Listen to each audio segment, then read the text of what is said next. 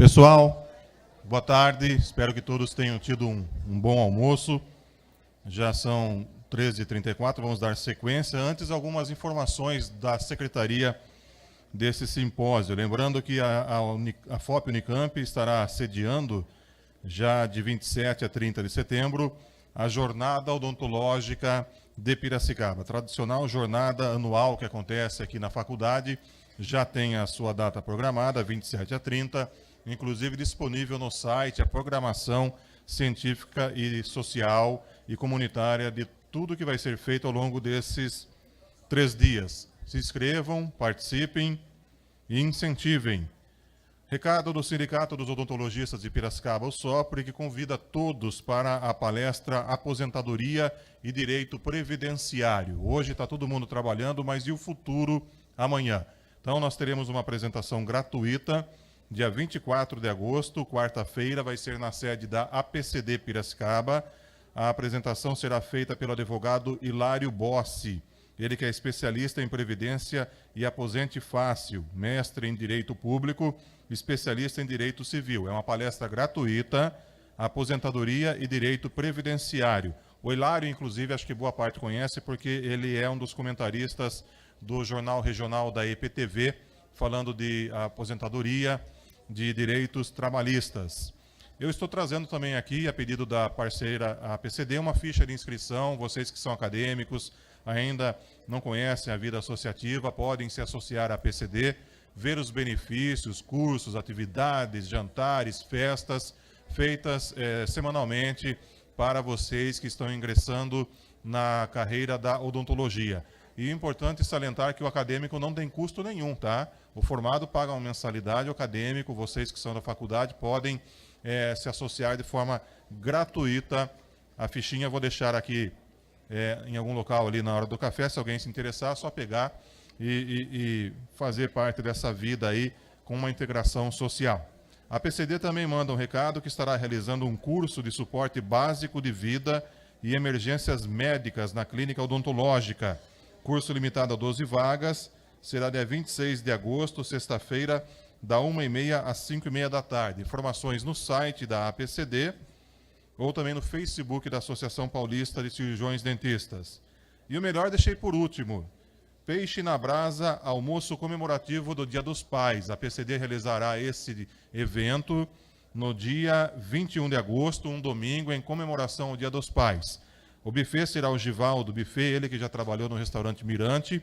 E o melhor é que pai paga um pouquinho só, tá? Pai tem uma bonificação, paga R$40 para comer peixe na brasa à vontade. As reservas e informações também estão disponíveis no site da APCD. Damos agora a sequência ao período da tarde, a terceira mesa de discussão com o tema Tratamento de Câncer de Boca. Estarão expondo o Dr. Luiz Paulo Kowalski, Dr. Vinícius Moschini e a doutora Cristiane Guilhom Amalfi. Dr. Kowalski já está aqui na frente, né? Já está montada a apresentação. O Dr. Luiz Paulo Kowalski, ele vai falar sobre a relevância do tratamento cirúrgico no passado, no presente e também no futuro.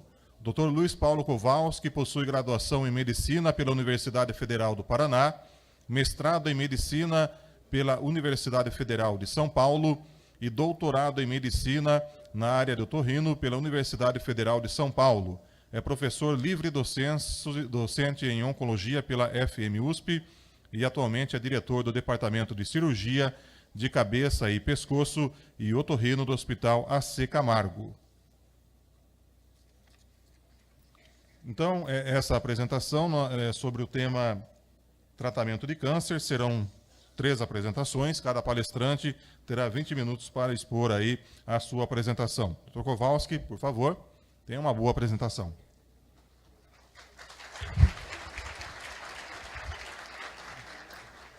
Boa tarde a todos.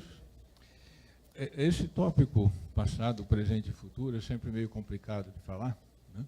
Porque a gente sempre esquece de alguém, mas eu vou procurar lembrar aqui os grandes marcos da cirurgia que deram a base para aquilo que nós fazemos hoje. E, sem dúvida nenhuma, nós temos que lembrar o nosso professor Montenegro, né? Porque ele foi um dos grandes cirurgiões brasileiros, e por um período ele foi chefe de uma disciplina de cirurgia bucomaxilofacial na Universidade de São Paulo. Então, o professor Montenegro, embora seja um reconhecido cirurgião geral, teve um período da sua atuação dedicado à área que engloba, inclusive, o nosso câncer bucal. E eu queria também lembrar aqui, né, que nós temos grandes amigos em Piracicaba, eu me sinto muito em casa aqui, eu acho que nós estamos sempre colaborando, né, estamos sempre trabalhando juntos, ou aqui em São Paulo, ou aqui em Piracicaba, ou em São Paulo, e é sempre um prazer conviver com o grupo aqui da FOB. Eu queria lembrar uma coisa interessante que aconteceu há 2 anos atrás. Nós sabemos que o câncer de cabeça e pescoço é um câncer relevante, né? Ele significa mais ou menos 6% de todos os cânceres na população mundial. Mas ele talvez seja o menos conhecido de todos, né? Porque tem muita gente que nunca ouviu falar de câncer de boca, de garganta, etc. Todo mundo sabe de mama, de intestino, de pele e tal. Então, para tentar mudar essa situação, fazer com que as pessoas se tornassem mais alertas para o problema, né? Em julho de 2014, sob a liderança do Dr. Jatin Shah, e com a grande colaboração aqui do Michael Douglas, como um grande garoto propaganda, né, foi criado o Dia Mundial do Câncer de Cabeça e Pescoço, que é 27 de julho. Né? Então, a ideia é que no mundo inteiro, nesse dia, se fale muito sobre esses tipos de câncer, e particularmente, né, o câncer mais importante da área, o câncer da cavidade oral. A Sociedade Brasileira de Cabeça e Pescoço ampliou o processo e criou o Julho Verde, né, e durante todo o mês de julho são feitas inúmeras atividades visando a divulgação de aspectos de prevenção, diagnóstico, tratamento e reabilitação de câncer dessa região.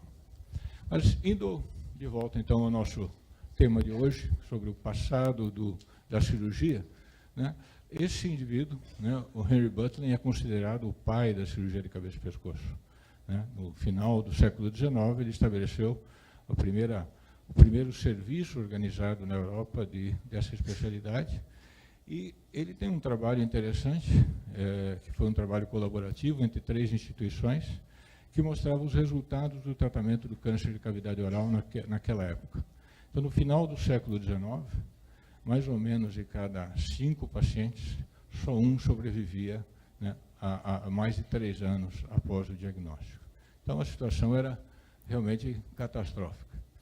Esse homem, George Cryle, em 1906, publicou um trabalho muito importante, que é talvez o trabalho mais citado da literatura de câncer de cabeça e pescoço, em que ele padronizou a técnica da dissecção radical do pescoço. E nesse trabalho se descreve, né, uma sobrevida um pouco maior.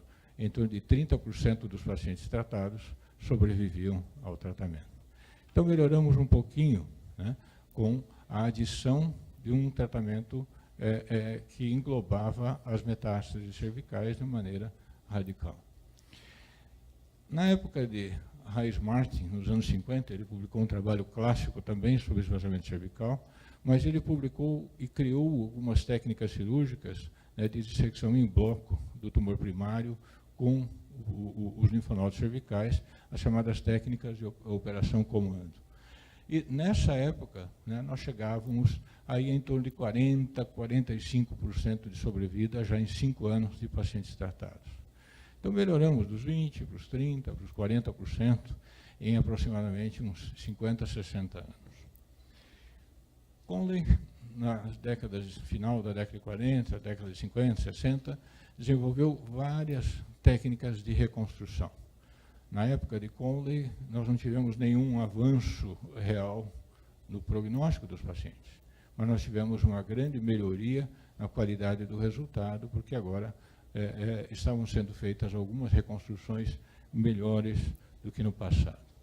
E no Brasil, Jorge Barbosa, que foi o primeiro presidente da Sociedade Brasileira de Cabeça e Pescoço, começou em 53, no AC Camargo, o primeiro serviço brasileiro, né, o primeiro departamento de cirurgia de cabeça e pescoço. E o Barbosa padronizou várias técnicas, né, inclusive a operação comando do Hayes Martin foi ampliada, né, ele criou uma operação chamada operação retromolar, uma operação específica para câncer dessa região.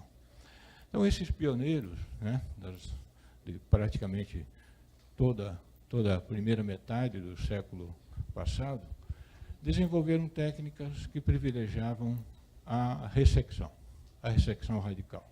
Nós vamos ressecar o tumor primário com uma grande margem de segurança, vamos tratar o pescoço, né, e nós tínhamos daí, nos anos 60, pacientes como esse. Um paciente que foi operado no final dos anos 60, sobreviveu quase 30 anos, né, mas com uma condição, né, de saúde muito precária, né, um quadro estético não agradável, funcionalmente muito mal, esse paciente se alimentava por gastrostomia, né, mas sobreviveu ao câncer. E até essa época, né, a nossa grande preocupação era o que fazer para curar a doença, e nós não pensávamos muito nas consequências para o paciente.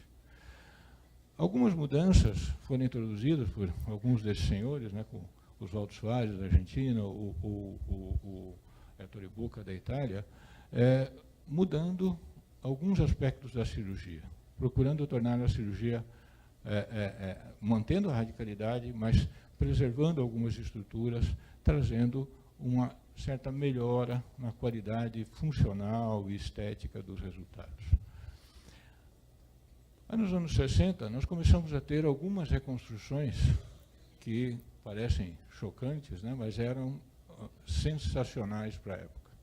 Nós podíamos agora fazer cirurgias maiores ainda, que nós tínhamos como reconstruir com esses retalhos do delto peitoral, o retalho frontal, grandes efeitos na face, e particularmente na cavidade oral.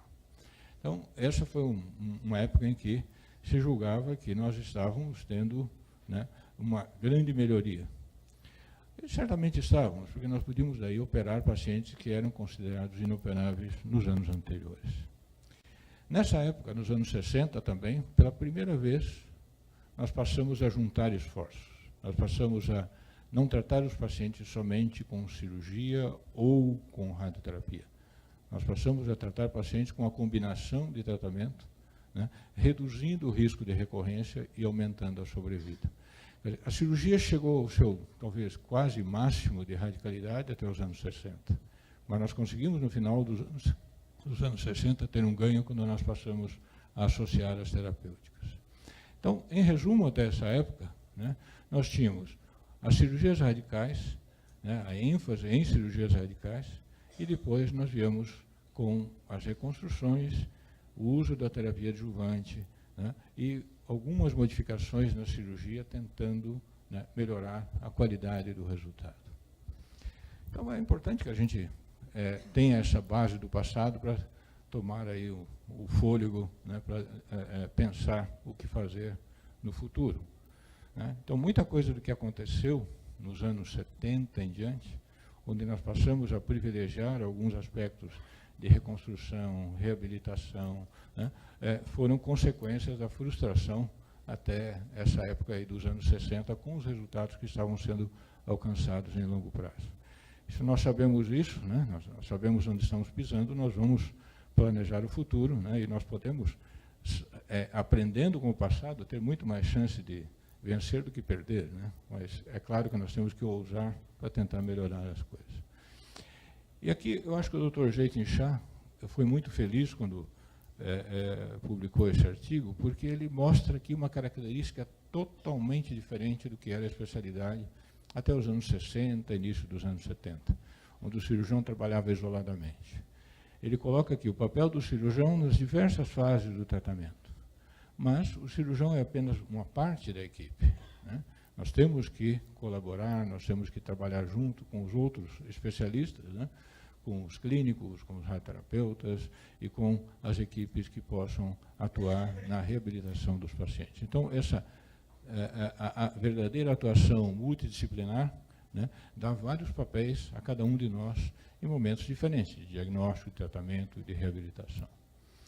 Então, nós que no passado éramos centrados assim, vamos tratar o tumor com cirurgia, com rádio, com químio, né, nós passamos a considerar também, né, o paciente, né, nessa história toda. Que antes a gente tratava de tumores, né, hoje a gente trata dos pacientes com os tumores. Parece simples, mas isso faz muita diferença, né? Então, para que nós possamos, né, alcançar a cura, né, a eliminação do tumor, mas promover a reabilitação do paciente, já não é algo que um cirurgião, um radioterapeuta ou um oncologista clínica podem fazer sozinho, né? Nós precisamos das equipes de suporte, equipes de reabilitação. De uma maneira geral, como nós tratamos hoje, então, os tumores da região? Tumores iniciais, nós tratamos com cirurgia ou com radioterapia. E tumores mais avançados, cirurgia e radioterapia ou radioquimioterapia. Então, parece muito simples, dá para a gente ir tomar café, está tudo resolvido, né? Não é bem assim, né? Nós temos razões para escolher o ou aqui, e nós temos muitas razões, né, para escolher aqui a melhor terapêutica adjuvante, mas nós temos muitos problemas, né, na escolha, na execução dessas cirurgias mais avançadas para tumores que exigem um tratamento muito mais agressivo. Então, o princípio fundamental do tratamento cirúrgico, né, é ressecar a lesão primária com margem. Vejam que essa lesão, ela praticamente saiu na biópsia, não dá quase nem para enxergar, mas nós vamos tratar com radicalidade, pelo menos 1 centímetro de margem de segurança em volta e em profundidade. Ah, mas tudo isso para uma lesãozinha que não dá para enxergar? Se eu fizer menos, né, eu tenho um risco grande de recidiva, né? Então, eu não posso encolher margens, né? Eu vou tratar, né, a doença que o paciente tem usando os mesmos princípios, seja a doença mais precoce ou a doença mais avançada. Então, nós podemos, né, numa lesão um pouquinho maior, já visível, né, desenhar direitinho as margens, né, depois nós ressecamos com margem tridimensional e mandamos para o patologista a peça bem preparada para que ele possa confirmar que essas margens de segurança estão realmente livres. Nós podemos melhorar, né, essa ressecção, e aqui já vem uma perspectiva para o futuro. Esse é um trabalho de uma aluna nossa aqui de Piracicaba, né, da Ana Francisca, né, em que nós podemos usar métodos ópticos para estudar melhor essas margens. E talvez, no futuro, a gente não faça mais margens de 1 centímetro, mas talvez possa dar uma margem um pouco menor em algumas áreas, ou ter que ampliar em outras áreas, porque nós podemos detectar alterações, já que a nível molecular, que vão nos mostrar o quanto essa doença, essa mucosa ao redor está doente, né? Eu poderei planejar melhor a ressecção, né, com o uso desses instrumentos. Existem instrumentos sendo desenvolvidos, como esses microendoscópios, né, que dão uma visão praticamente, quase que uma visão histológica, in situ, né, que pode permitir que o cirurgião, então, no futuro, trabalhe com margens, aquela margem que o paciente realmente necessita, né, que não precisa, talvez, ser de 1 centímetro em algumas áreas, como eu disse. Bom, nós podemos tratar esses tumores, né, por via endoral, quer dizer, quando nós temos uma boa exposição, eu posso dar as margens adequadamente por via oral, né? Eu não preciso fazer nenhum acesso maior para ressecar um tumor desse tipo. Mas tumores mais posteriores, né, tumores mais avançados, não dá para ressecar por dentro da boca. Então, eu tenho que fazer acessos maiores, como esse acesso aqui translabial, transmandibular, para chegar até a lesão e poder removê-la com margem de segurança adequada. E vejam que aqui nós estamos aí já associando a ressecção do tumor primário com a dissecção do pescoço. E para lesões maiores, nós vamos fazer acessos muito maiores, né? Trabalhando com margem de segurança ampla, né? Nós vamos ressecar toda a lesão. Aqui foi ressecada toda a pele do mento, a mandíbula, né? Todo o arco anterior, né? Todo o soalho bucal, que era o que esse paciente necessitava, né? Então, para cada caso, nós vamos planejar a cirurgia de acordo com a extensão do tumor primário e a extensão da doença no pescoço. E é claro que nós temos que ter um planejamento de reconstrução para ter, né, a reabilitação desse paciente, né? Certamente não é um aspecto muito agradável, mas isso aqui é muito melhor do que isso aqui, né? Então, é claro que nós gostaríamos de ter uma solução melhor que essa, mas a solução melhor que essa não está em tratar, né? No tratamento nós não podemos fazer nada muito diferente, pelo menos nos dias de hoje, né? A solução para isso é não deixar chegar nesse ponto, e por isso o papel do dentista é fundamental, né? Quer dizer, isso não aconteceria se esse paciente tivesse tido um diagnóstico muito mais precoce com aqueles pacientes que eu mostrei anteriormente.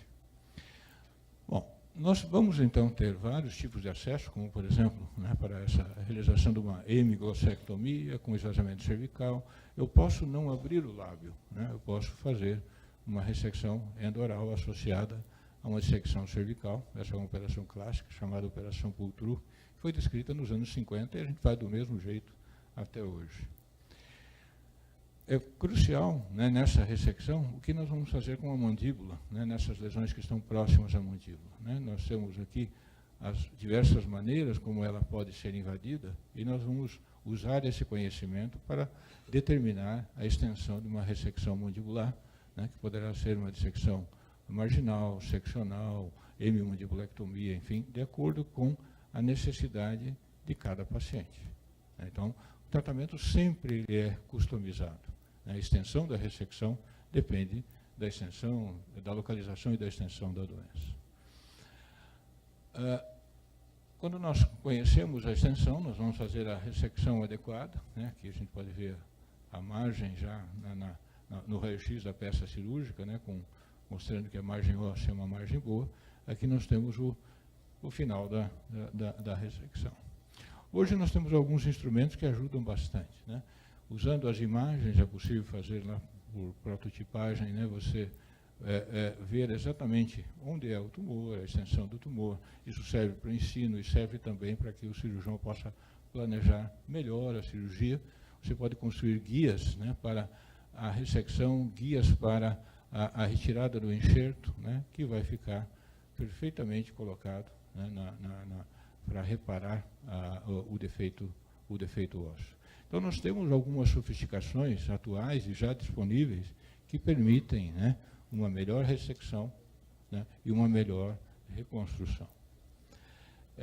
Esses processos acabam diminuindo o tempo cirúrgico, acabam diminuindo o tempo de isquemia de retalho, e isso certamente tem impacto no resultado que nós vamos alcançar posteriormente. Não tanto para a cavidade oral, mais para a orofaringe, mas para lesões posteriores da cavidade oral, nós podemos evitar os acessos transmandibulares, fazendo acessos utilizando a cirurgia robótica, que permite uma boa visualização da área, né?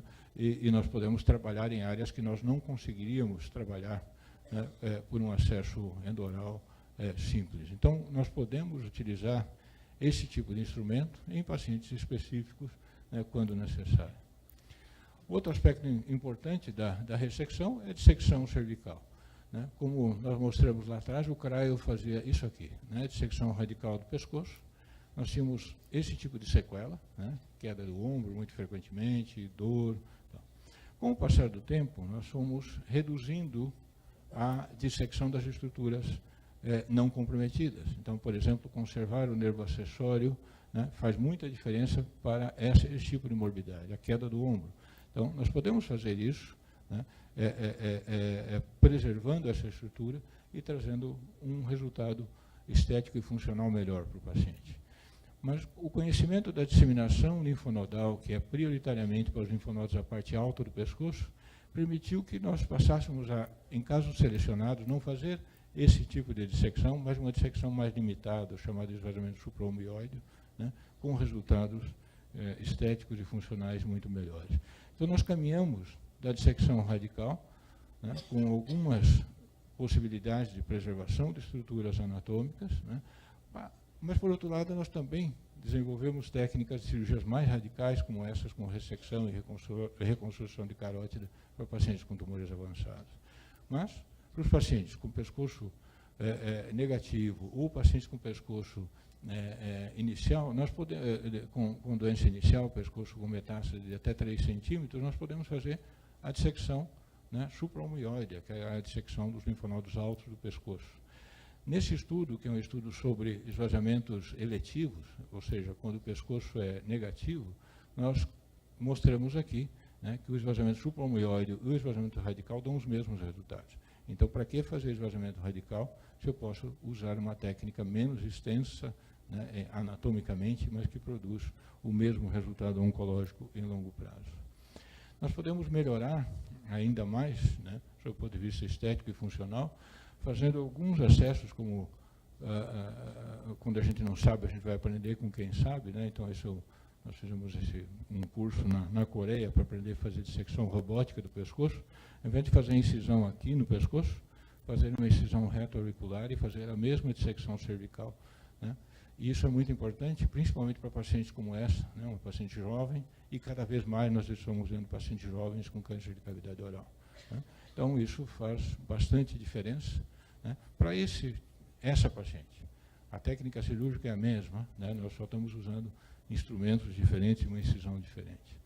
Mas nós podemos diminuir ainda mais, né, fazendo pesquisa de linfonodo sentinela para pacientes com tumores T1 e T2. É um método bastante seguro, mas exige experiência daqueles que realizam essa técnica. Bom, uma vez ressecado o tumor primário e os linfonodos do pescoço, nós temos que pensar em estratégias de reconstrução. E uma estratégia simples é o fechamento primário, como, por exemplo, nessa lesão grande, mas num paciente com uma língua volumosa, é possível fazer a reconstrução primária, né? Para outros pacientes, nós podemos usar retalhos da própria língua para a reconstrução de áreas da língua ou do assoalho bucal. Para pacientes com tumores maiores, nós podemos usar outros retalhos regionais, né, para alcançar um resultado estético e funcional bastante razoável. Mas para aqueles pacientes que são submetidos a grandes ressecções, eu não tenho uma boa solução local. Então, uma das grandes avanços, né, da reconstrução veio aqui no final dos anos 70, com o desenvolvimento dos chamados retalhos miocutâneos, que permitiam reconstrução em tempo único de grandes defeitos da cavidade oral, como, por exemplo, nesse paciente submetido a uma operação retromolar ampliada, onde se usou um desses retalhos. Mas existem outros, né, que nós podemos usar, como, por exemplo, o retalho de platismo. É um excelente retalho para lesões menores de cavidade oral. E são retalhos, os miocutâneos, esses aqui são os resultados da nossa instituição, né? Necrose total é muito raro, né? Mas nós temos aí quase 10% de necroses parciais. E dá para reconstruir a maioria dos defeitos na cavidade oral utilizando esse tipo de retalho, né? E os retalhos do peitoral são, né, o carro-chefe na reconstrução, como, por exemplo, nesse paciente que perdeu os 2/3 anteriores da língua e a mandíbula. Mas, sem dúvida nenhuma, os avanços da microcirurgia melhoraram muito a qualidade do resultado. Porque nós temos agora retalhos muito mais versáteis, né? Nós podemos usar retalhos maiores ou menores, bastante adequados para reconstruir defeitos complexos, como um defeito de um palato mole, uma parede lateral da faringe, né, com um retalho retirado do antebraço e transplantado. Essa paciente tem aqui uma ressecção bilateral de maxila, né, reconstruída com um transplante de fíbula para essa região, né, aqui o retalho preparado, e esse é o resultado tardio. E esses retalhos, esses transplantes microcirúrgicos, permitem grandes ressecções com boa margem, o início da terapêutica adjuvante cedo, e por isso eles estão associados a um melhor prognóstico para esses pacientes. Claro que nós temos ainda, né, o uso das próteses, que são muito importantes, que nós usamos associadas a outras técnicas de reconstrução, ou às vezes como a única forma de reabilitação em muitos pacientes, particularmente em pacientes submetidos a ressecções da região do palato. E o que nós queremos hoje é isso aqui, né? Um paciente com uma boa ressecção, reconstruído, bem reabilitado, né, para que nós possamos ter a melhor qualidade de vida possível.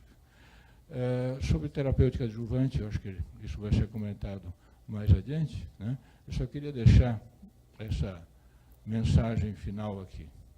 Os nossos pacientes tratados, né, eles têm muitas preocupações depois do tratamento, e a maior preocupação deles é o medo que a doença volte.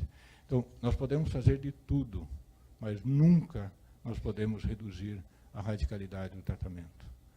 Nós nunca podemos abreviar margens, não indicar dissecção cervical, tentando melhorar as coisas. Nós só vamos piorar e não vamos atender a primeira aspiração do paciente, né? Porque para ele poder alcançar aquilo que é o grande objetivo, que é a qualidade de vida, ele tem que ter controle da doença, tem que sobreviver ao tratamento, né? E nós devemos levar em conta aqui o que o William Osler já dizia, né? Que o bom médico trata da doença, né? O grande médico trata do paciente que tem a doença. E o Steve Jobs já dizia que a gente precisava, né, ousar, nós precisamos ter criatividade, né, e se nós queremos criar o amanhã, né, nós temos que olhar o que aconteceu no passado. E nós não podemos nos conformar com coisas simples, né? Eu acho que a lógica diz que a gente pode ir do ponto A para o ponto B, como diz o Einstein, né?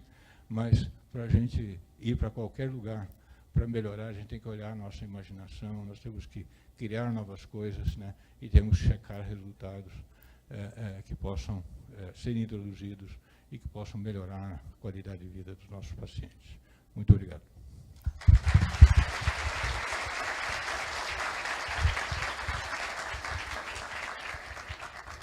Muito obrigado ao Dr. Luiz Paulo Kowalski pela explanação a respeito da relevância no tratamento cirúrgico no passado, presente e futuro.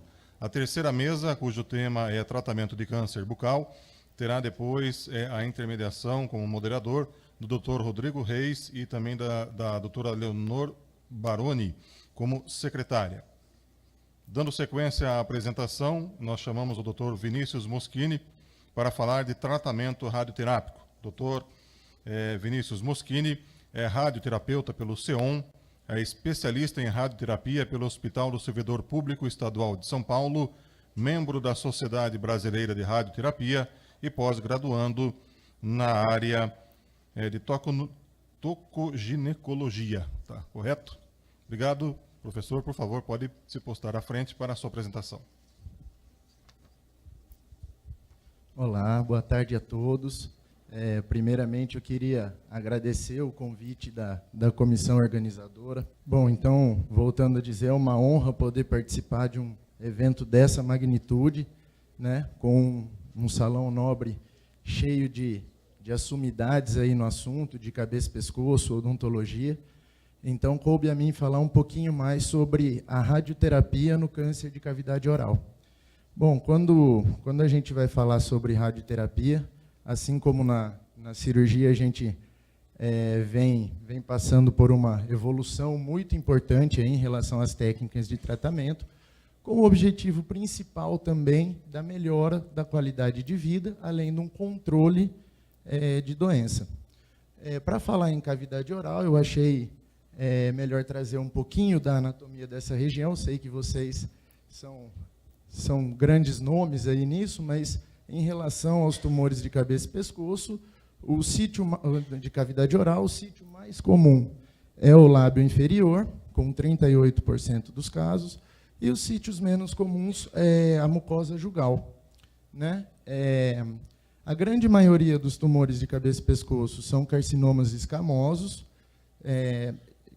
presente em toda a cavidade oral, e principalmente no palato duro, a gente tem outros subtipos, como o tumor adenoide cístico, o muco secretor, os adenocarcinomas, e, de forma menos comuns ainda, a gente tem as doenças hematológicas, que são os linfomas, e as doenças mesenquimais, que são os sarcomas, em menor número. Quanto à epidemiologia, a gente já teve uma palestra falando só de epidemiologia, mas a cavidade oral corresponde a 25% a 30% dos tumores de cabeça e pescoço. A relação entre homens e mulheres é de 3 a 4 vezes maior no homem do que na mulher, a estimativa desse tipo de tumor. E no Brasil, uma estimativa feita pelo INCA, em 2016, é de 15.490 casos e 5.401 mortes que podem ser causadas pela doença. Aqui só um gráfico mostrando a distribuição do câncer de cabeça e pescoço no mundo, mais comum nos homens. No Brasil, a gente vê que a incidência em homens é muito grande do câncer de cavidade oral. E entrando um pouquinho nos fatores prognósticos, que será muito importante para a gente dar continuidade aí à aula sobre radioterapia. Então, a evolução do câncer de cavidade oral depende muito de fatores em relação ao paciente, ao tumor e ao tratamento. Eu queria destacar aqui, principalmente, as características em relação ao tumor. Então, primeiro, o estadiamento T seria o tamanho da lesão tumoral, o N ali do TNM seria a disseminação linfonodal que esse tumor pode causar, o M seria a presença ou não de metástase, mas, além disso, o que é importante é a invasão que esse tumor tem na região onde ele apareceu. Um fator exclusivo hoje que leva a gente a pensar em adjuvância é a infiltração perineural, infiltração óssea, e a extensão extracapsular causada por esse tumor. O tratamento, o prognóstico em relação ao tratamento, vai depender bastante da dose da radioterapia, da utilização ou não de quimioterapia, e como o professor Dr. Luiz Kowalski já nos explicou brilhantemente, em relação às margens. Eu trouxe aqui um trabalho do Strong, publicado em 2003, falando um pouquinho mais da porcentagem aí de controle loco-regional e sobrevida específica em relação às margens de cirurgia. Então, a gente vê que margens positivas têm uma recorrência em torno de 55%, com uma sobrevida específica, doença específica de 0%, enquanto margens acima de 5 milímetros trazem uma sobrevida específica em torno de 54%. Então, uma diferença bastante grande aí em relação ao tratamento. Para falar de tratamento de radioterapia, a gente tem que fazer uma explicação também sobre as cadeias de drenagem da cavidade oral.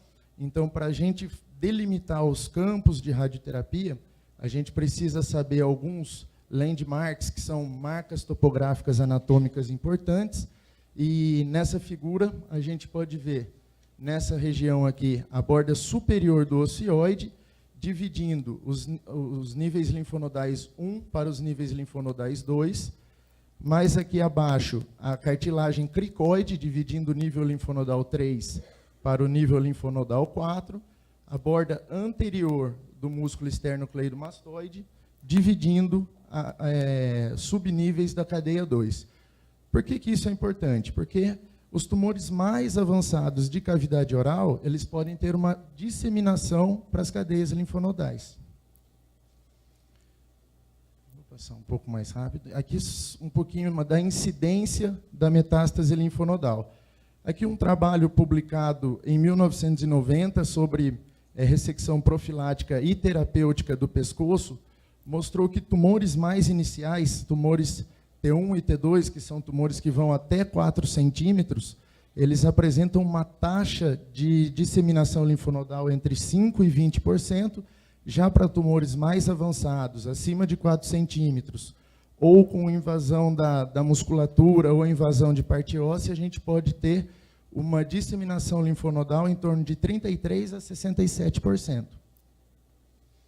Então, falando das indicações, falando um pouco sobre a radioterapia aí para os tumores de cabeça e pescoço. Primeiramente, o tratamento eletivo do pescoço. Quando que a gente faz esse tratamento cervical, quando a gente irradia esses linfonodos ou não. Então, nos estadios iniciais, doenças até 4 centímetros, que são os estadios 1 e 2, esse dado é bastante controverso na literatura. A gente não tem um dado específico para poder decidir entre fazer uma adjuvância com radioterapia ou não, ou no tratamento exclusivo, fazer ou não a radioterapia da cadeia cervical. A espessura acima de 2 milímetros é uma indicação para adjuvância. O grau histológico mais elevado, o grau histológico 3, invasão angiolinfática. E quando a gente vai fazer o tratamento bilateral? Quando esse tumor invade a linha média, quando esse tumor aparece na base da língua ou presente no palato mole.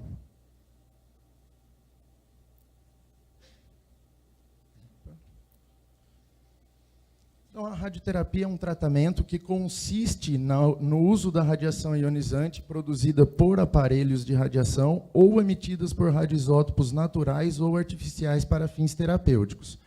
Ela pode ser dividida em teleterapia, que é a radioterapia externa feita em aparelhos que a gente denomina de aceleradores lineares atualmente, mas antigamente a gente tinha as bombas de cobalto, que passaram a ser utilizadas a partir de 1930, e a partir de 1960 a gente passou a ter os primeiros aceleradores lineares, que vem trazendo uma maior tecnologia, que vem trazendo um melhor controle, uma melhor qualidade de vida para os pacientes submetidos à radioterapia de cabeça e pescoço.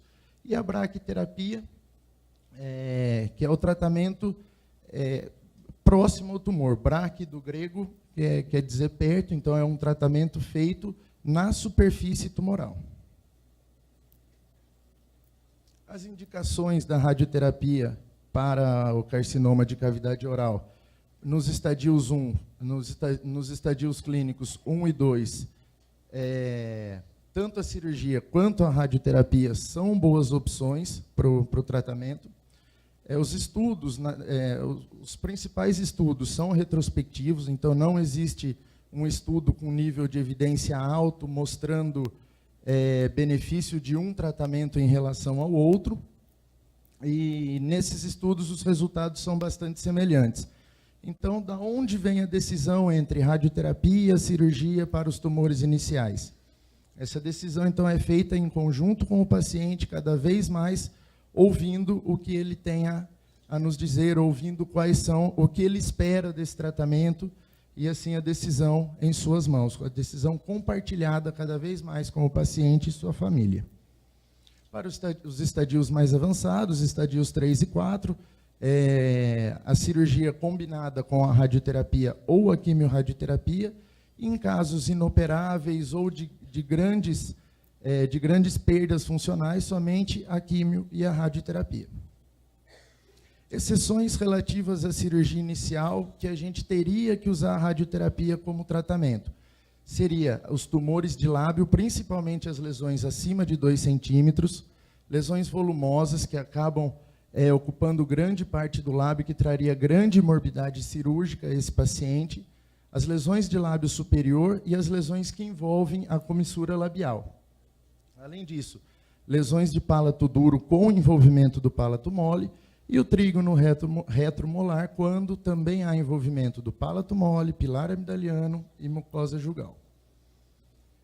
Em relação à adjuvância, que seria a radioterapia após a cirurgia, com o objetivo de trazer um melhor controle local aí para os pacientes.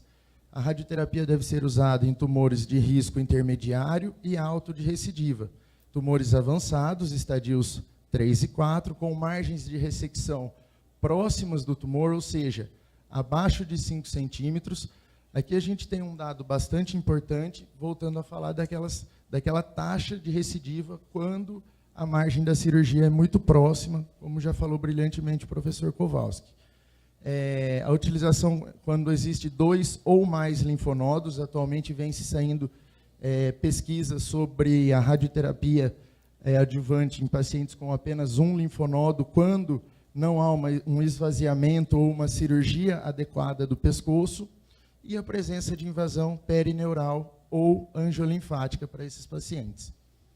Pacientes de alto risco de recidiva, ou seja, aqueles com margem de ressecção positiva, quando não ampliada, e com extensão extracapsular linfonodal, devem ser submetidos também à quimioterapia junto com o tratamento de radioterapia.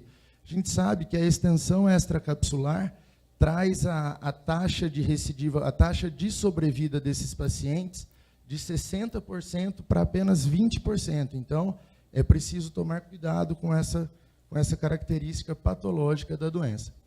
Então, sobre as etapas e a evolução que a gente teve da radioterapia desde 1930 até o que é feito hoje. Então, o planejamento de radioterapia é feito utilizando alguns acessórios para mobilidade e localização dos pacientes, dentre eles a máscara termoplástica, para ter maior precisão aí em relação ao tratamento, o abaixador de ombros, que tem como objetivo abaixar os ombros do paciente para a gente poder entrar com campos laterais e assim tratar tanto o tumor inicial quanto as cadeias linfonodais. E quanto à evolução, a gente sabe que de 1930 para cá o tratamento mudou bastante e essa evolução trouxe uma melhora bastante grande aí em qualidade de vida desses pacientes. Em relação ao controle local, a radioterapia, tanto a convencional, utilizada como primeiro tratamento em relação ao tratamento atual, o controle local e a sobrevida são praticamente os mesmos de lá para cá. Então, aqui uma imagem anatômica mostrando um tumor de cavidade oral. Neste campo de radioterapia, a gente consegue ver que a lesão tumoral está envolvida, e também as cadeias linfonodais cervicais. Na evolução da técnica convencional, a gente passou para uma técnica de radioterapia conhecida como 3D conformacional, ou radioterapia tridimensional conformada. Essa radioterapia passou a avaliar o paciente, passou a avaliar a lesão, passou a avaliar o tumor através de tomografia computadorizada. Então, através desse exame, a gente consegue avaliar as curvas de isodose, ou seja, as curvas de prescrição que passam pela região tumoral e que passam pelas cadeias linfonodais em todos os cortes tumorais, e não como era antes, em apenas um corte feito por raio-x. E nessa evolução, a fase atual que a gente vem vivendo da radioterapia é com o IMRT, que a gente conhece como radioterapia de intensidade modulada. Ou seja, com a evolução dos aceleradores lineares, a gente pôde cada vez mais, através dos colimadores com multilâminas, aqui só uma representação dessas multilâminas, a gente pôde conformar cada vez mais as isodoses de tratamento. Então, a gente vê que com o IMRT, a gente consegue produzir algumas curvas na superfície de isodose, poupando algumas estruturas importantes para melhorar a qualidade de vida desse paciente. Então, aqui a gente vê as duas parótidas poupadas nesse tratamento de um tumor bastante agressivo, e aqui também, nesse corte coronal, a gente vê as parótidas totalmente fora do campo de tratamento. Então, essa evolução para o MRT trouxe uma qualidade de vida muito melhor a esses pacientes.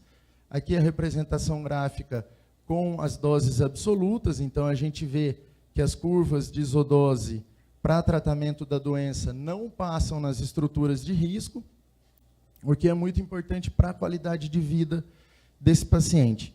Então, como é que funciona a radioterapia? Como é que a gente consegue dar essa dose de radiação exatamente na onde está o tumor? Então, a gente tem alguns conceitos aí dentro da radioterapia de delineamento, que nada mais é do que a delimitação daquela região tumoral, a delimitação da onde o acelerador linear vai ter que emitir essa dose de radiação. Existem alguns conceitos teóricos. A gente divide esse delineamento em doença macroscópica ou doença grosseira, conhecido pela gente como GTV, a doença grosseira mais a região de alto risco, que a gente considera como um volume clínico, e a doença macroscópica mais as cadeias linfonodais ao redor, que as cadeias linfonodais eletivas. E além disso, a gente sabe que, como é um tratamento prolongado, são em torno de 35 dias para o tratamento de cavidade oral, principalmente, a gente sabe que existem erros milimétricos, subcentimétricos no posicionamento desse paciente. Então, a gente precisa ter também um volume de planejamento, ou seja, a gente tem que levar em consideração alguns erros durante o tratamento para poder ter aquela curva de isodose exatamente na região tumoral que a gente quer. Então, esse delineamento também teve uma evolução muito importante de 99, desde 1999 até o que a gente vem usando hoje. Então, a gente vê que antigamente a gente tinha áreas de delineamento muito maiores do que a gente tem atualmente. Isso também favorece a melhora da qualidade de vida do paciente, sem nenhuma perda em relação ao controle local, em relação à sobrevida desse paciente. A prescrição de radioterapia é dada em Grays. Grays nada mais é do que uma unidade de energia, né? Então, as doenças de alto risco, a gente chega até 70 Grays em doença macroscópica e 60 a 66 Grays em pacientes operados. O risco intermediário, que são as cadeias ao redor daquele tumor primário, a gente chega em doses até 60 Grays, e o baixo risco, que são as cadeias eletivas, as cadeias possíveis de disseminação, a gente tem uma dose mais baixa de radioterapia em torno de 50 Grays. A gente sabe que para poder fazer a radioterapia sem comorbidades futuras, A gente tem que saber qual é a dose de radiação próxima das estruturas de risco ao redor daquele tumor. Para isso, foi publicado um artigo na Revista Vermelha, que é uma revista da Sociedade Americana de Radioterapia, publicando quais são essas doses de segurança para a gente utilizar em radioterapia. As principais estruturas aqui que a gente tem que avaliar é a medula espinhal, que deve receber uma dose máxima em torno de 50 grays, e as doses acima disso aumentam o risco de mielite, síndrome de Lermite e até ruptura do impulso nervoso pela medula. Então, a gente leva muito em consideração essa dose para quando a gente fala em reirradiação de cabeça e pescoço, em um novo tratamento de radioterapia. E as toxicidades aí relacionadas à radioterapia. As toxicidades agudas são principalmente mucosite, dermatite, disfagia e odinofagia, e a toxicidade tardia mais comum é a xerostomia. Aqui alguns trabalhos mostrando o benefício do IMRT em relação à xerostomia. Então a gente vê que realmente ele melhora bastante aí aquela sensação de boca seca do paciente. A gente vê que isso foi relatado em 85% dos pacientes que fizeram a radioterapia convencional, e para o IMRT, somente 46,4%, e assim nos trabalhos subsequentes. E com o passar dos meses, isso cai ainda mais. Aqui mostrando também um benefício em relação à perda auditiva, fibrose cervical e trismo, num trabalho publicado pelo Peng, no Lancet de 2011. Aqui só mostrando o benefício do IMRT, da radioterapia com intensidade modulada, também para a disfagia de grau 3. A gente vê que na radioterapia convencional foi de 12% a 31%, para o IMRT foi de apenas 1% nesse estudo do Feng, de 2010, do Journal of Clinical Oncology, e isso acontece principalmente por preservar aqui o músculo constritor da faringe. Então, isso melhora bastante a qualidade de vida do paciente, pela melhora da disfagia. Aqui também o benefício que o IMRT tem na qualidade de vida desses pacientes. Então, mostrando que essa técnica de tratamento realmente melhora a qualidade de vida do paciente, traz um benefício para ele em relação à vida futura que esse paciente vai ter, preservação da função dos órgãos. E o controle loco-regional, a gente vê por uma meta-análise do ICESP e do Hospital Sírio-Libanês, não há benefício em sobrevida global, nem em controle local com a utilização do IMRT. Então, concluindo, promove uma melhora da qualidade de vida, melhora na dosimetria do paciente, mas isso não se traduz em melhora do controle local e melhora da sobrevida. Por que isso é importante? Isso foi utilizado pelo Sistema Único de Saúde Nacional para não instituir o IMRT como tratamento para os tumores de cabeça e pescoço. E a braquiterapia, que é o tratamento localizado, tem indicações em tumores mais iniciais.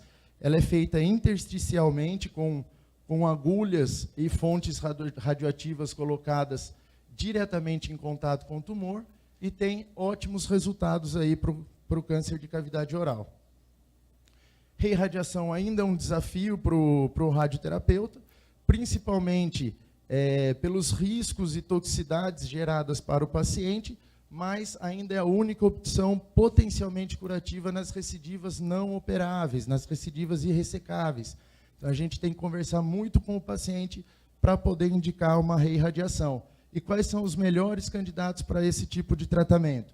São aqueles que têm uma boa performance status, que não tiveram comorbidades do tratamento anterior, que têm um tempo de mais de 1 ano entre a terapia inicial e a recidiva, em que a recidiva é menor do que 4 centímetros, e pacientes que têm ressecção cirúrgica prévia, ou seja, a reirradiação vai ser como adjuvância, e na recidiva isolada da região cervical. Doutor, tempo já esgotou? Então, eu queria agradecer a todos aí pela oportunidade de dar essa palestra, parabenizar todos que estão presentes, tá? É muito bom poder dar uma palestra para um anfiteatro cheio dessa maneira, e qualquer dúvida, a gente pode mandar no e-mail, a gente pode ajudá-los. Muito obrigado.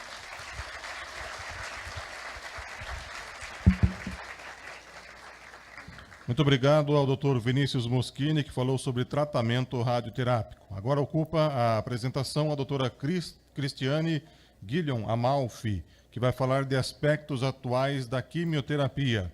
Doutora Cristiane Amalfi é oncologista clínica da MedCenter Oncologia, especialista em cavidades paliatais, membro da Sociedade Brasileira de Oncologia Clínica, membro da Sociedade Americana de Oncologia Clínica e também membro da Sociedade Europeia de Oncologia Clínica. O tema terá 20 minutos de apresentação e, como eu disse, será abordada a questão aspectos atuais da quimioterapia. Logo após a apresentação, teremos a mesa redonda, que vai ser coordenada com a moderação do Dr. Rodrigo Reis e a secretaria da doutora Leonor Baroni. Essa mesa de discussão terá 30 minutos para que possam ser trocadas ideias, feitos questionamentos, perguntas a respeito dos temas abordados nesta terceira mesa de apresentação. Por favor, doutora Cristiane, pode já ocupar a apresentação. Boa tarde a todos. Bom, quero agradecer à comissão organizadora, principalmente a doutora Adriana, pelo convite. Eu vim falar sobre quimioterapia no tratamento do câncer de cabeça e pescoço. É um tema muito, muito triste, porque eu entro sempre na parte pior. Enfim, já foi falado bastante sobre epidemiologia, mas é sempre bom falar, né, que a prevalência mundial é em torno de 7%, atingindo 600 mil pessoas no mundo, então é um tumor relevante. A estimativa de dados do INCA desse ano é de mais de 15 mil casos, né, diagnosticados, de casos novos. O câncer de cavidade oral é o 5º tumor mais comum no sexo masculino e o 12º no sexo feminino no Brasil. É importante frisar que 75% a 80% dos casos são diagnosticados em estádios localmente avançados. Em contrapartida, os casos que são diagnosticados em fases iniciais chegam a 80% de cura. Bom, embora a incidência aumente com a idade, na média de 60 e poucos anos, vem sendo documentado realmente o aumento do número de casos de cavidade oral, na verdade, em orofaringe, em pacientes jovens. Bom, os fatores de risco todos nós conhecemos. O principal é o tabagismo. Quando ele é associado ao etilismo, aumenta em 40 vezes esse risco. Mas, além disso, nós temos a má higiene oral, a presença do HPV, principalmente 16 e 18. Isso está muito relacionado com o sexo oral sem proteção. Bom, nas campanhas, então, nós temos que abordar isso, né, com os jovens, principalmente. O trauma crônico, como próteses dentárias mal adaptadas. A exposição ocupacional, a gente sabe hoje que a poluição e certas atividades de trabalho, principalmente ligadas à indústria petroquímica, aumentam esse fator de risco. E a predisposição genética, que é mais para câncer de tireoide. Bom, patologia, basicamente, 90% é espinocelular, nasofaringes, seios paranasais e glândulas salivares, habitualmente tem outra patologia. Assim, vou falar no rastreamento e detecção precoce, porque esse é um tumor em que nós podemos assim, intervir realmente, né, de fato. Então, a abstinência do tabagismo e evitar a ingestão de bebidas alcoólicas continua sendo a principal medida de prevenção primária desses tumores. Nas populações de alto risco, esse rastreamento deve ser com exame clínico, visualização direta da cavidade oral e o aconselhamento sobre interromper o tabagismo. Bom, agora vamos falar em tratamento. apesar de todas as abordagens de tratamento agressivas e multidisciplinares, o índice de sobrevida em 5 anos permanece inalterado nos últimos 40 anos. As falhas do tratamento habitualmente ocorrem na forma de recidiva loco-regional, que é o principal, em torno de 60% desses pacientes, de metástases à distância, 15% a 25%, e o aparecimento de um segundo tumor primário. Nós não podemos esquecer que esses pacientes têm um risco em torno de 20% a 25% de ter um segundo tumor primário na mesma região. Tá? É chamado carcinogênese de campo. Bom, o estabelecimento do planejamento terapêutico e do prognóstico desses pacientes, já foi falado, eles se baseiam em parâmetros clínicos, radiológicos, histopatológicos, pelo TNM. Mas é importante, né, dizer que a presença dos gânglios cervicais comprometidos é o principal fator prognóstico independente e negativo.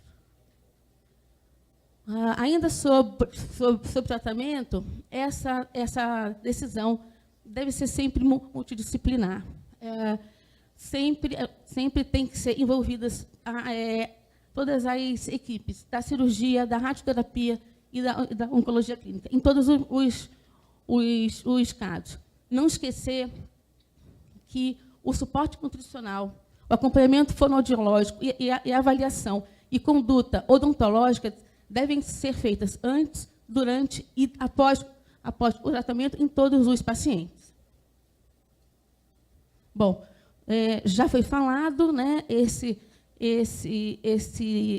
tratamento depende do estadiamento e do sítio primário, e a quimioterapia, a cirurgia e a radioterapia são armas, né, terapêuticas, e essa combinação e o sequenciamento tem que ser individualizados caso a caso.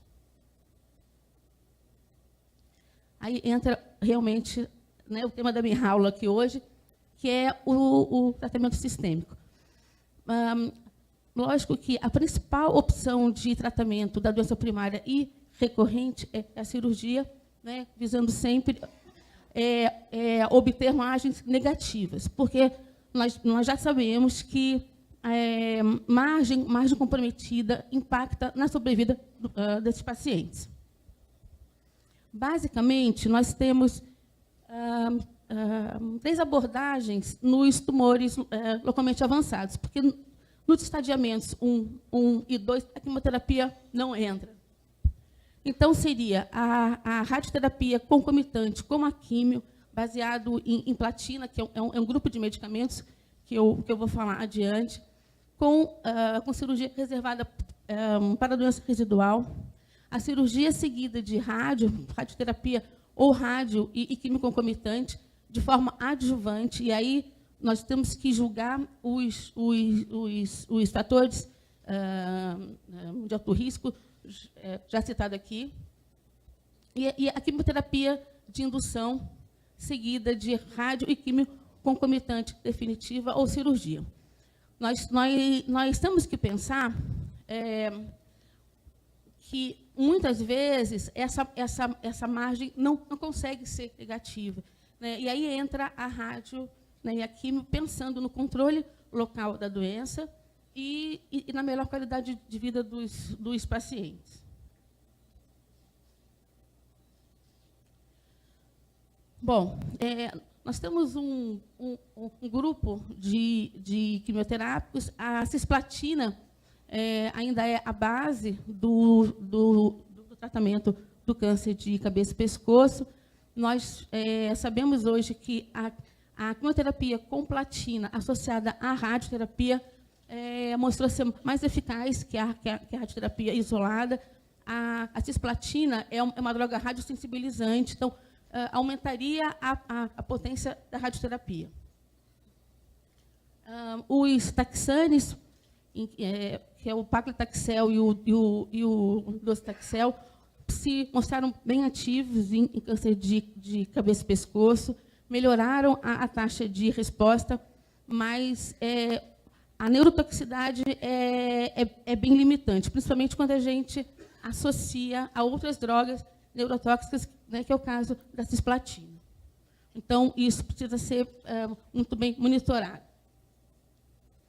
Nós temos ainda o metrexate, fluoracil, gencitabina, que são drogas que, muitas vezes, nós utilizamos de forma em monoquimioterapia naqueles pacientes que falharam a todos os tratamentos e, de forma paliativa, vem para ajudar a melhorar os sintomas desse paciente.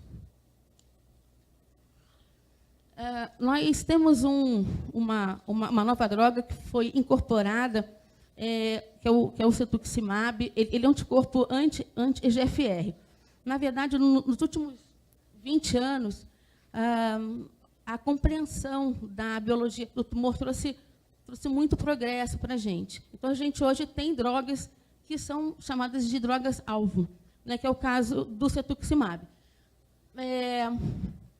Assim, basicamente, nós temos como um desencadeador desses tumores os fatores de crescimento e, nesse caso, o fator de crescimento epidérmico.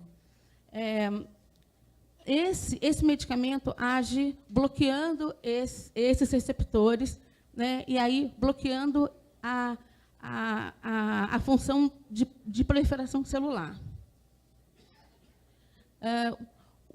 Os estudos fase 3 confirmam a sua eficácia, né, quando associado à radioterapia, e melhorando muito tanto o controle regional quanto a sobrevida global, com aumento do tempo de resposta. A sua associação à quimioterapia sequencial e aos esquemas de rádio e quimio também tem gerado resultados interessantes nos estudos, além de ser bem mais tolerada que a quimioterapia, enfim, convencional, né, com platina associada à radioterapia. Então, veja, a quimioterapia são medicamentos assim, que agem no ciclo celular diretamente. O cetuximab age no fator de crescimento tumoral. E aí a gente tem um novo grupo de medicamentos, que são os imunoterápicos, que não agem diretamente na célula, no tumor, agem no indivíduo. Tá? Basicamente, nós temos receptores, que é o PD-1, que são receptores programados de morte celular. E eles inibem a ação das células do sistema imune, das células T. Esses medicamentos, eles são drogas anti-PD-1. Então, eles bloqueiam esses receptores, impedindo a inibição das células T e aumentando a capacidade do próprio organismo contra as células tumorais. Habitualmente, em doença recorrente metastática, no ano passado, isso já foi apresentado na ASCO, né, que é o nosso congresso mais importante americano, e esse ano, no estudo Keynote 12, mostrou taxas de resposta robustas e clinicamente significativa. No futuro, será incorporado. Eles não estão ainda disponíveis no Brasil para essa indicação. O nivolumab já é utilizado aqui para câncer de pulmão avançado e melanoma maligno, mas para a indicação de câncer de cabeça e pescoço, ainda não.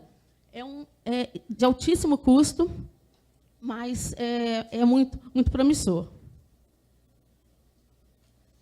Bom,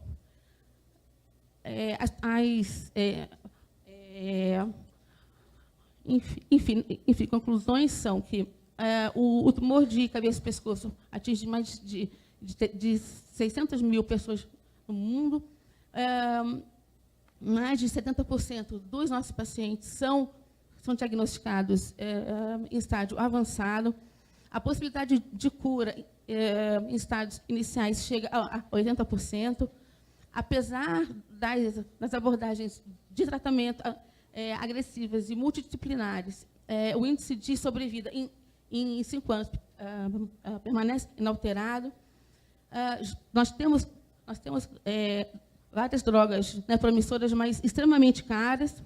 E o que é mais importante, a educação da população, um sistema de saúde adequado e a educação dos profissionais de saúde são os pilares para a prevenção e o aumento do número de diagnósticos precoces e de tratamentos curativos e reabilitadores. É isso.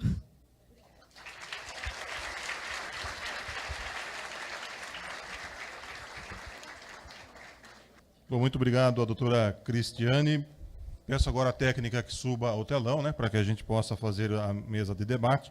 Lembrando que essa atividade, o primeiro simpósio de prevenção, diagnóstico e tratamento de câncer de boca, está sendo transmitido simultaneamente, né, ao vivo, pela rede de computadores através do YouTube, através do site da Faculdade de Odontologia de Piracicaba. Depois será editado essa apresentação e colocado em partes a partir da semana que vem, possivelmente a partir da semana que vem, para consulta. Então, se vocês puderem divulgar, compartilhar nas redes sociais esse evento, nós agradecemos do fundo do coração. Será acessado, inclusive, através do site do CBC. E os organizadores gostariam de agradecer, inclusive, aos palestrantes que cederam suas respectivas imagens de forma gratuita para que pudéssemos ter, assim, essa exibição via online. Eu chamo aqui à frente para que possamos ter agora a intermediação, né, na discussão em torno do tema tratamento do câncer de boca, o Dr. Rodrigo Reis, que será o moderador dessa mesa, e a Raquel Kobayashi, para secretariar, portanto, essas discussões. Além de ambos os membros, eu solicito também que compareçam os palestrantes, Dr. Luiz Paulo Kowalski, Dr. Vinícius Moschini e doutora Cristiane Guilhom Amalfi.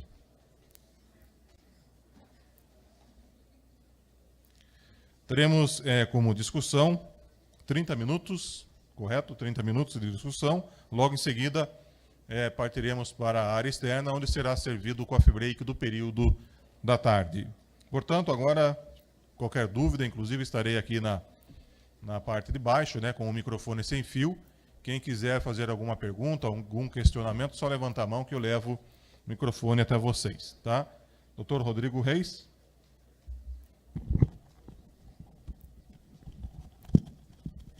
Muito bem, gostaria de reiterar o orgulho que é para nós ter a presença do Dr. Paulo Kowalski. Eu diria que é uma das pessoas, cientistas, cirurgiões, pesquisadores, líder de grupo que mais contribuiu para a evolução de cirurgia de cabeça e pescoço no mundo, sendo seus trabalhos citados no mundo inteiro.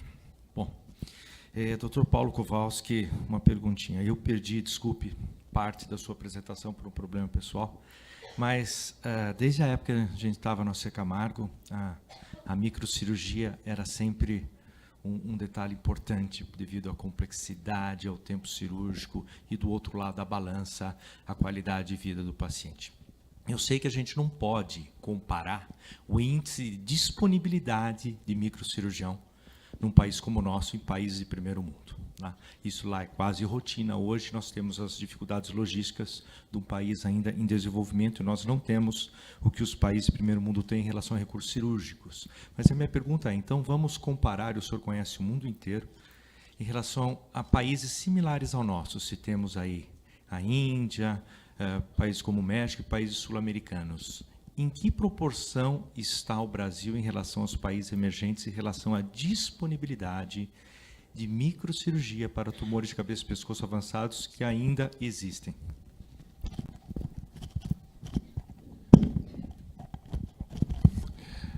A microcirurgia, ela contribui enormemente, né, para a qualidade do resultado, o resultado estético e funcional. Não para a radicalidade da cirurgia. Não. Nós temos soluções mais simples, né, com retalhos locais, retalhos micutâneos, E eu acho que dá para fazer tudo sem a microcirurgia, né? A microcirurgia ela não é obrigatória, então ela não é justificativa para a gente não fazer alguma coisa. Talvez uma grande ressecção mandibular, que de ângulo a ângulo, não dá para reconstruir sem micro, né? Ou as técnicas são muito precárias. Eu creio que no Brasil hoje a microcirurgia está restrita às capitais praticamente, ou a grandes centros, a alguns poucos grandes centros fora de capitais. O grande problema é que essas cirurgias são longas, manter um microcirurgião trabalhando em microcirurgia é muito difícil, mesmo nos Estados Unidos, os indivíduos começam trabalhando em microcirurgia, depois eles migram para a cirurgia plástica e estética, que dá mais dinheiro e dá para ir para casa mais cedo, né? Então, microcirurgia é difícil você ter os profissionais. Nós temos hoje na Secamargo um treinamento específico, temos um fellow de microcirurgia, né? A gente oferece um programa de 1 ano para formar gente, mas isso é recente. Nós temos poucos no país. Na América Latina, a situação é toda a mesma, né? Então, nós temos carência realmente de microcirurgiões. Eu acho que eles devem ser utilizados, né, justamente nessas situações mais complexas. Então, quando não tem como ressecar e reconstruir numa cidade que não tem microcirurgia, o paciente tem que ser encaminhado. Mas eu diria assim, 95% das vezes dá para resolver sem a microcirurgia. Se tiver ajuda, mas não é o impedimento.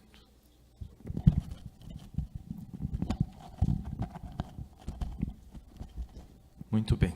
Agora a pergunta para a doutora Cristiane Amalfi. Sempre eu gosto de fazer as perguntas trazendo para a realidade do brasileiro, e principalmente para a plateia que às vezes não é familiarizada com essa rotina e as dificuldades do sistema público de saúde. Em relação ao cetuximab, em que pé está, já que eu sou leigo em oncologia clínica, e a liberação como droga de primeira linha, ou seja, para aquele paciente que não tem doença, como adjuvância, isso está sendo usado no convênio? E no SUS, como é que está? Ou é só para doença metastática? Ou no SUS, em hipótese nenhuma? Desculpe, a outra pergunta seria se a senhora pode citar, aproximadamente, para a plateia ter ideia, o custo de um cetuximab por mês. Bom, como adjuvância não tem indicação, tá, clínica, é justamente para doença recorrente, localmente avançada. O custo, em média, varia do tamanho do paciente, mas cada frasco custa hoje em torno de 6 a 7 mil reais. Então, isso inviabiliza, né, o SUS. No convênio, nós conseguimos, em alguns convênios, mas não é comum, não é facilmente conseguido. No SUS, nós continuamos com o velho Alsarraf, né, que é fio cisplatina. E no Hospital Secamargo, Dr. Paulo Kowalski, consegue se proporcionar algo a mais para o paciente do SUS nesse sentido, embora seja da área de oncologia clínica? Então, o paciente com câncer de cavidade oral, quer dizer, vai ser tratado por cirurgia, rádio ou radioquímio. Para a maioria das vezes, platina e rádio na verdade, esse é o padrão, né? Platina e rádio oferece, né, um ganho em sobrevida, né? Tem 2 trials randomizados mostrando isso. Para doente com doença avançada, né, a gente sempre começa com o que ela falou, com a platina e 5-FU, ou platina, taxol e 5-FU, dependendo da performance do paciente. O cetuximab entra como droga de segunda linha na falha desse tratamento. Infelizmente, não dá para usar no SUS, né, por causa do custo. Nem no Secamargo. A gente usa só para os pacientes de convênio privados. Mas daí você diz assim, puxa vida, então você está prejudicando enormemente os pacientes do SUS. Não, se você olhar quanto é o ganho de sobrevida, a média são poucas semanas. Então é um custo extremamente elevado que não dá para absorver pelo sistema público, né, para ganhar muito pouco tempo de sobrevida. Em mama, que é a nossa área de maior intimidade, levou anos para o SUS liberar. A liberação do trastuzumab, que é uma droga de muito mais diferença em sobrevida, muito mais significativa em mama, e foi uma luta de vários anos. Acho que foi o primeiro anticorpo monoclonal liberado no SUS, foi para mama. Então, mais ou menos dá para prever o que acontece em mama irá acontecer nos outros tumores. Isso é interessante. A gente pelo que acontece em mama, a gente prevê o futuro e tudo vai se encaminhar para isso mesmo. Há um aumento gradativo de custo, mas de ganhos também gradativos com o passar do tempo. Eu gostaria de perguntar sobre, para o Vinícius, a IMRT. Então, em contexto Brasil, pelo que se conhece, a gente sabe das evidências, foi muito bem explanado. Na sua experiência, em média, se você conglomerar todos, juntar todos os serviços de radioterapia no país, que atendam ao SUS ou à medicina privada, quantos % tem o IMRT disponível? Tá, bom, primeiro falando sobre o IMRT, né, o ganho da terapêutica com o IMRT em qualidade de vida é muito grande, mas como eu expliquei na aula, os trabalhos, apenas um estudo muito criticado mostrou benefício em controle local e em sobrevida. Então, o que acontece? Existiu um fórum grande de discussão agora com o Ministério da Saúde sobre a liberação dessa modalidade de radioterapia para pacientes do SUS. O que aconteceu? Foi negado o uso da radioterapia de intensidade modulada pelo não ganho em controle local, pelo não ganho em sobrevida global. Mas a gente sabe que mesmo em relação aos custos, o benefício do IMRT em qualidade de vida e em controle de toxicidades da radioterapia acaba sendo uma modalidade de radioterapia que traria um benefício muito grande aí para os pacientes. E comparando as drogas-alvo, comparando as imunoterapias aí que vem chegando, o valor do IMRT é um valor relativamente baixo para o tratamento do paciente de cavidade oral, cabeça e pescoço em geral. Em relação à disponibilidade da radioterapia de intensidade modulada no Brasil, a gente sabe que pela desvalorização da nossa moeda, a gente tem uma dificuldade muito grande de equipamentos importados, então isso rebate na radioterapia. Então eu acredito que hoje serviços que disponibilizem o IMRT no país, a gente fica em torno de 40% a 50% dos serviços. Com essa medida política do Ministério da Saúde, das 80 soluções, os 80 aceleradores lineares que foram prometidos, quero ressaltar que ainda a gente não teve os aparelhos, mas que vão chegar, todos esses têm predisposição a fazer essa modalidade de radioterapia. Todos eles virão para o Brasil com os colimadores multilâminas que permitem a conformação do feixe de radioterapia. Muito bem, é importante dizer para a plateia que às vezes não está acostumada, porque os governos em geral, eles se baseiam não no emocional para liberar um recurso oncológico em determinado país. Quer dizer, não basta ser melhor para o paciente. Infelizmente, exige responsabilidade, porque quando você libera um recurso, você vai ter que bancar isso, né? Então, no mundo inteiro, isso não é um problema do Brasil, país com uma dificuldade, principalmente na condição atual de recursos, mas até mesmo nos países de primeiro mundo, na Inglaterra, se não for cientificamente provado, através de estudos controlados, um ganho real, seja de sobrevida ou de controle local, e que isso tenha estatisticamente uma diferença estatística significativa, realmente vai ter sempre uma dificuldade, né? Então, não é uma exclusividade nossa que o governo não libere para uso indiscriminado. Isso o Dr. Kowalski sabe muito bem, é uma dificuldade no mundo inteiro, porque alguém tem que pagar a conta. Eu gostaria de, aos palestrantes, alguma observação a mais? Alguém gostaria de dizer alguma coisa a mais, complementar? Muito bem. Então, para a plateia, gostaria de liberar, se eventualmente alguém quiser fazer uma pergunta para os nossos palestrantes, seja de cirurgia, radioterapia ou quimioterapia em cabeça e pescoço. Muito bem, acho que nós estamos conseguindo cumprir o horário. Sim. Então, vamos declarar encerrada a mesa e, mais uma vez, muito obrigado a presença de todos vocês.